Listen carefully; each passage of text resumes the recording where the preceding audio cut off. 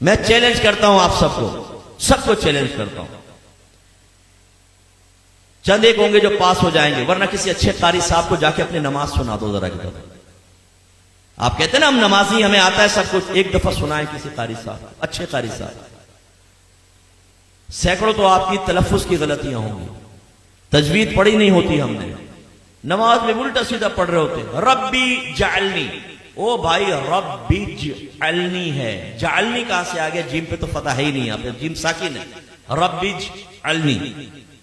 سبحانک اللہم، کلا نہیں ہے، سبحانک اللہم تھوڑا اٹھانا ہوتا ہے تاکہ الف مدہ پورا بنے. کھڑا زبر ہے، الف مدہ کے برابر کھینچنا ہے اس کو، دو حرکات کے برابر. سبحانک اللہم. وتبارک اسمک، وتبارک، او بھائی وتا نہیں ہے، وتبارک اسمک. التحیات، او بھائی التحیات نہیں ہے، التحیات ہے. سبحان رب العالی، سبحان رب العظیم، نہ بھائی یہ نہیں ہے. سبحان ربی العظیم، سبحان ربی الاعلی، یہ ہے. آپ سنائیے. میں نے تعلیم بالغان کا مدرسہ بہت پڑھایا. جب میرے سامنے آتے تھے نا، کتنے سال سے نماز پڑھ رہے ہیں؟ 25 سال سے. اچھا سناؤ ذرا صورت سناؤ. او بھائی ایک نئی صورت کی شکل سامنے آتی تھی، زبر کی جگہ زیر، زیر کی جگہ پیش، پیش کی جگہ کچھ. میں آپ سے گزارش کرتا ہوں، میں آپ کو حقیر نہیں سمجھ رہا ہوں، آپ کی تحقیر بیان کرنا مقصود نہیں، خدا کی قسم خواب غفلت سے جگانا مقصود ہے. آج آپ چیک بھرتے ہیں نا، چیک، جتنے یہاں چیک بھرنے والے موجود ہیں ان سے پوچھئے، اتنے آرام سے بھرتے ہیں کہیں ٹیڑھا میڑا نہ ہو جائے، باؤنس ہو جائے گا. اور کہیں اگر غلط ہو جائے نا تو اوپر سائن کرنا پڑتا ہے، ورنہ یہ ریٹرن ہو جائے گا یہ چیک بینک سے، اوور رائٹ ہو گیا ہے، تب کہیں جا کے وہ کیش ہوتا ہے. لیکن جب نماز پڑھتے تو سمجھتے ہیں بہت بڑا ہم نے اللہ پر احسان کیا ہے. بعض تو پڑھتے ہی نہیں، خیر جو پڑھتے ہیں بہت بڑا احسان کیا ہے، اب پڑھی بس اللہ قبول فرمائے گا. حالانکہ نبی کریم صلی اللہ علیہ وسلم فرماتے ہیں کہ بندہ بعض اوقات 60 برس تک نماز پڑھتا ہے لیکن اس کی ایک بھی نماز اللہ تعالیٰ کی بارگاہ میں قبول نہیں ہوتی، کیونکہ رکوع صحیح کرتا ہے تو سجدہ غلط کر دیتا ہے، سجدہ صحیح کرتا ہے تو رکوع غلط کر دیتا ہے. ایک روایت میں فرمایا بعض نمازی ایسے ہیں کہ مسجد کے دروازے سے باہر نہیں نکلنے پاتے کہ ان کی نماز پرانے کپڑے کی طرح لپیٹ کے اس کے منہ پہ مار دی جاتی ہے. ایک روایت میں فرمایا جب نمازی بعض اوقات نماز ختم کرتا ہے تو نماز اس سے یہ کہتی ہے اللہ تجھے ایسے ہی برباد کر دے جیسے تو نے مجھے برباد کیا. اس میں وہ خاص طور پہ سپر مین نوجوان یہاں بیٹھے ہوئے نا، جب نماز پڑھنے کھڑے ہوتے ہیں رکو سجدہ، ایک دم سیدھے کھڑے ہو گئے، رکو سجدہ. ابھی ہماری الحمد عادی بھی نہیں ہوتی، 2 رکعتیں ختم کر لیتا. اور جب یہ سلام پھیرا کلٹی باہر.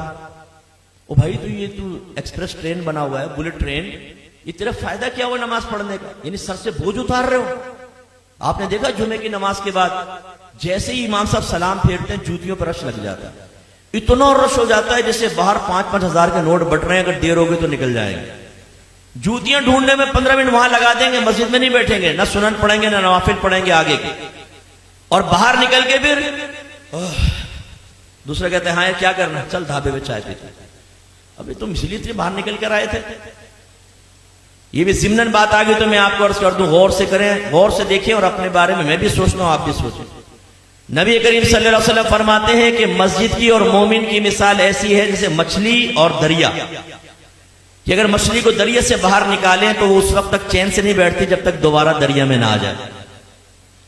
اور منافق کی اور مسجد کی مثال ایسی ہے جیسے پرندہ اور پنجرا، کہ اگر پرندے کو پنجرے میں بند کر دیں تو وہ پھڑپھڑاتا رہتا ہے کہ دروازہ کھلے اور میں اڑ جاؤں، اور جیسے کھولتے ہیں اڑ جاتا. اپنے بارے میں ہم سب کو غور کرنا چاہیے، ہم میں مومنانہ صفت ہے یا منافقانہ صفت ہے. امام صاحب سلام پھیرتے ہیں دعا بھی نہیں مانگتے، یہ بس امام صاحب نے سلام پھیرا فوراً اٹھ کے باہر جوتی لے کے باہر. کرنا کیا ہے؟ دوستوں کے ساتھ بیٹھ کے گندی لڑکیوں کی باتیں کرنی.